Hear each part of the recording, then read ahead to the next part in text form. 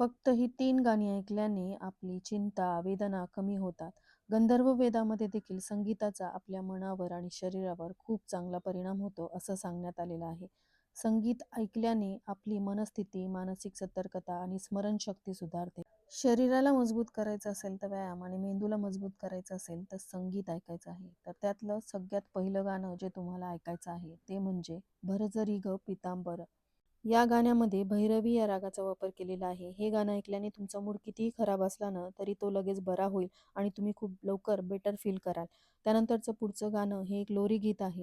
राम राम या लोरी गीतामध्ये काफिर या रागाचा वापर केलाय, अगदी लहानांपासून मोठ्यांपर्यंत. हे गाणं ऐकल्याने तुम्हाला एक दैवी शक्तीचा अनुभव येईल आणि तुम्हाला खूप शांत झोप लागेल. त्यानंतरचं पुढचं गाणं शुद्ध ब्रह्म परात्पर रामा ह्या गाण्यामध्ये धन्यासी या रागाचा वापर केलेला आहे. हे गाणं ऐकल्याने तुमची ओव्हर थिंकिंगची सवय दूर होईल आणि तुमचं मन प्रसन्न राहील.